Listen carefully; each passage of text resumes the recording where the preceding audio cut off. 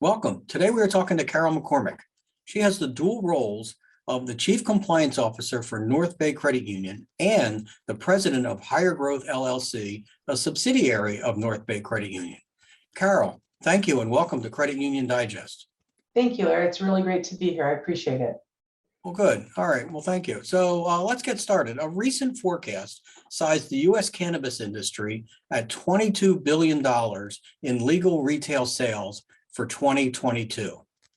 Carole, with California approving recreational cannabis way back in November 2016, how did North Bay Credit Union develop its cannabis banking services? So that's a great question, Larry.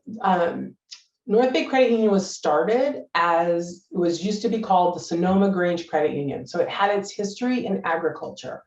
And the sort of north of us has always been up in Humboldt, Mendocino County, and parts of Sonoma County have always been known as cannabis growing areas. And so the board and our CEO, Christopher Carole, decided we really need to look and see, is there a way to bank this industry successfully?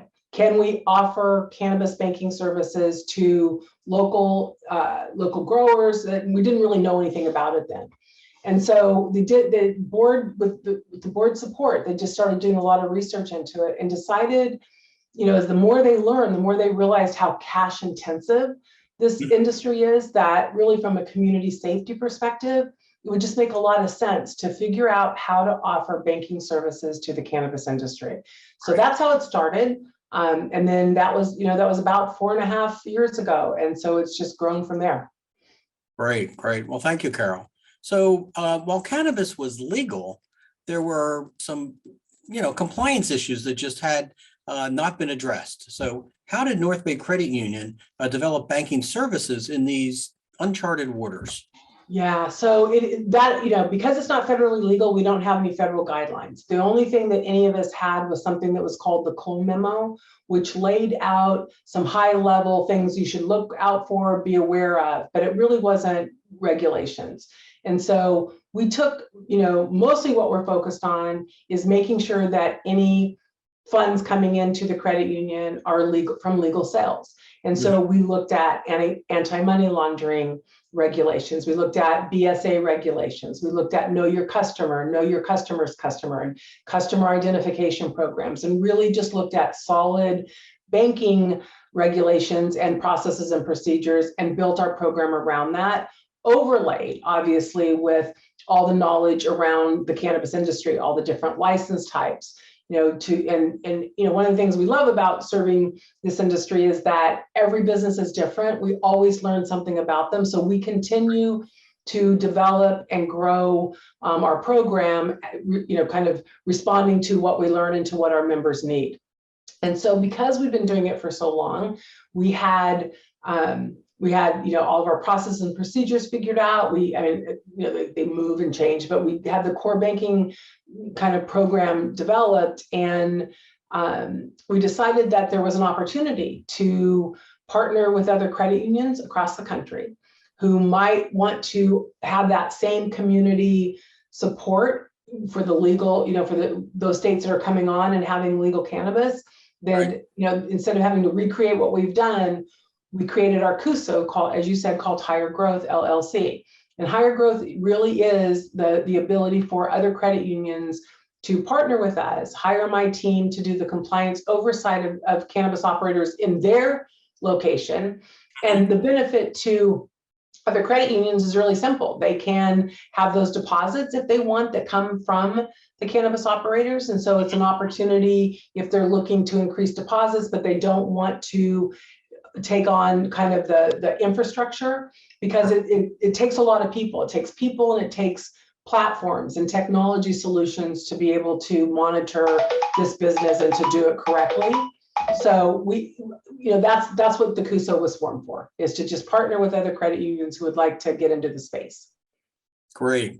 It makes perfect sense that you at the time with no guidance, looked at what was available in the industry on kind of a related basis, the anti-money laundering, et cetera, know your customer, et cetera, and kind of knit those together into a program, and then created a center of excellence that you then, kind of, converted into a CUSO to serve and support other credit unions in their serving of the cannabis industry. So that's great. Yeah. Carole, kind of, thinking a little differently about this, what's been the reaction of North Bay's members and employees to serving the cannabis industry? Yeah, so that's a great question. We weren't sure at first, right?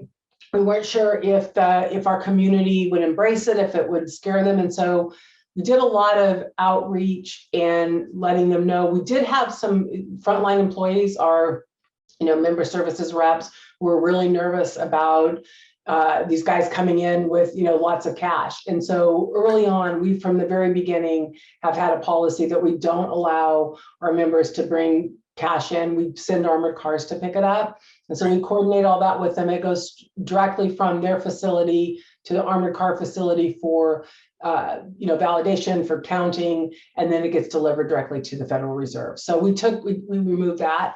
From a member perspective, it's actually been incredibly positive. I mean, there's been nothing but positive response because they understand that it's a community service and it's a safety issue for the whole community, not just the credit union.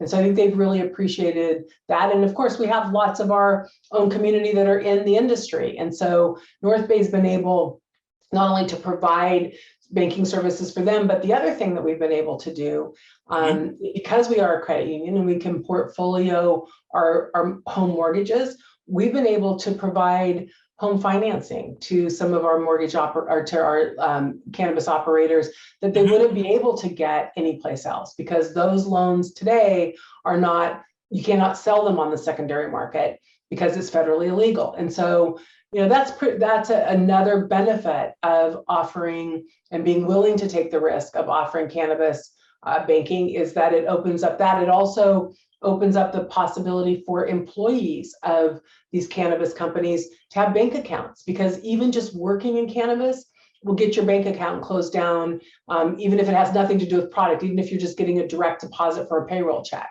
Right. And so we've been able to provide that service as well. And so it's just more than just the banking account service. It's really the whole, just helping the employees and the operators both run their business, but also run their personal life. Right. Great. I like how you're dealing with the business issues, dealing with the compliance issues, your comments about handling and creativity on handling the cash and taking that risk kind of out of the process. Is great. And then caring for the employees throughout this industry. I mean, it is a very large industry, and there are, banking needs at the business and personal level. So that's all great. So thank you. Yeah. So Carole, thank you for sharing your creative, trailblazing work in developing specialized services to support the cannabis industry. My pleasure, Larry. Thank you for asking such great questions. Really, it's fun to talk. As you can tell, probably talk about this all day. So I appreciate the time. Yeah. Thank you. You're welcome. You're very passionate about this, and it's great. It's very insightful. So thank you. So in closing, thank you for joining Credit Union Digest. If you have additional questions for Carole, please see the link in her bio.